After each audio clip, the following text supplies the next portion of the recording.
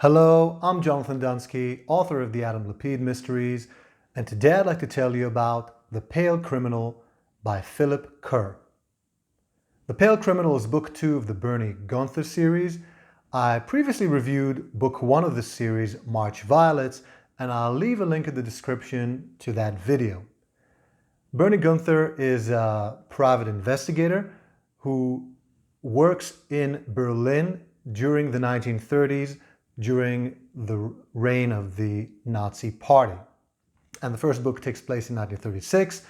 The second book, The Pale Criminal, which I will tell you about today, is set in 1938, right before and during the historical events in Munich as the British Prime Minister Chamberlain negotiated with Hitler about the Sudetenland, about the areas of Czechoslovakia in which ethnic Germans lived and which Hitler wanted to annex to Germany. And if you know your history, you know that in the end, the British and the French signed the Munich Agreement with Hitler. He took control of that region of Czechoslovakia and a few months later took control of the entire country. And the Munich Agreement is considered to this day to be a historical folly, an attempt at appeasement which did not work. In addition to that, in 1938, there was also Kristallnacht, a nationwide pogrom against Jews in Germany. But before these events happen, when they're still about to happen, Bernie Gunther is hired by a wealthy German woman who is blackmailed by a person unknown about her son's homosexuality. And homosexuality in Nazi Germany was a criminal offense, punishable by imprisonment in a concentration camp. So this woman is eager to discover who is blackmailing her son or blackmailing her about her son, and the blackmailer is doing so by sending her letters that her son wrote to his lover, and he still has other letters in his possession, and she wants Bernie Gunther to discover the identity of the blackmailer and to retrieve the remaining incriminating letters. And Bernie goes about doing so. And Bernie is also approached by a high-ranking SS general called Reinhard Heydrich. And Heydrich is a real historical figure. He was one of the leading Nazis in the SS, and he was head of the internal security apparatus of the Nazi Party. And later in 1942, Heydrich became one of the masterminds, or perhaps the mastermind of the Holocaust. He chaired the Wannsee Conference, in which Germany decided on the final solution to what it called the Jewish problem. And that final solution was the extermination of the Jews. So Heydrich was a real historical figure and a true psychopath, a heartless person. And later, when Heydrich was assassinated by the Czech resistance in 1942, he was given a state burial, and Hitler called him the man with the iron heart. And you can imagine what level of cruelty is required to get such a title, especially as the Nazis were, in general, very cruel. So Heydrich wants Bernie to return to the police department. Bernie used to be a police detective until he was kicked out of the police force on account of him not being a Nazi, or being suspected of having, let's say, shaky political beliefs.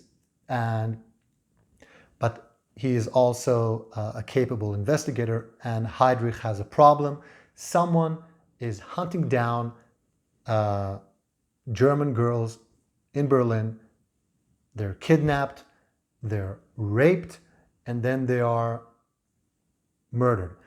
And so Bernie is given the task to discover who is doing this, to put a stop to it, and the murders are not even reported in the press because the entire press is controlled by the Nazi Party, and they don't want the population to get wind of these murders, to start having doubts as to the way that the Nazis are governing the country.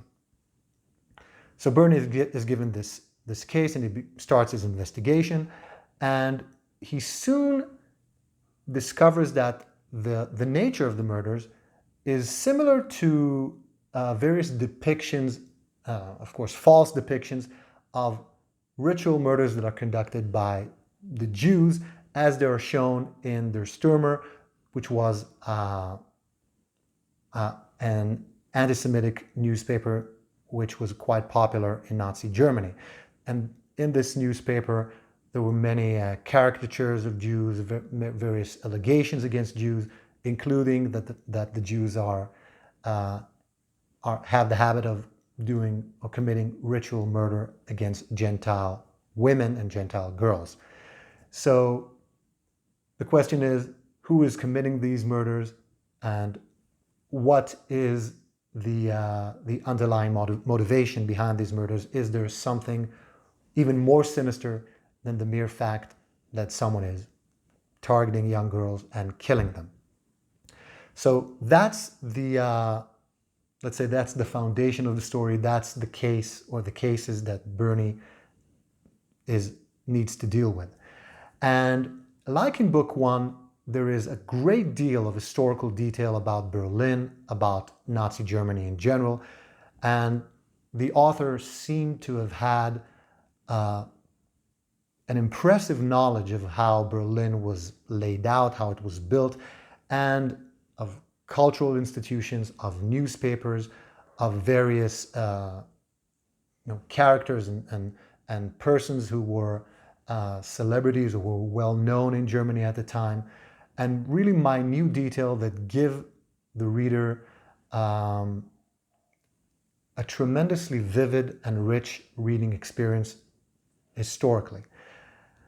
As far as Bernie is concerned, Bernie is this sort of cynical private investigator.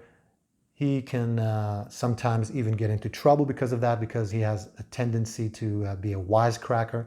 And in Nazi Germany, when you're dealing with SS officers who can basically end your life whenever they wish, this is something quite risky. But it seems to be a sort of coping mechanism as he experiences the descent of his country into dictatorship and into barbarism. And of course, there's also the worry of imminent war if the negotiations between Hitler and the British and the French would fail. So Bernie is a character that is easy to love and to enjoy reading about. He is very much a loner. At the beginning of the book, he has a partner and he doesn't get along with him because it seems like he finds it more.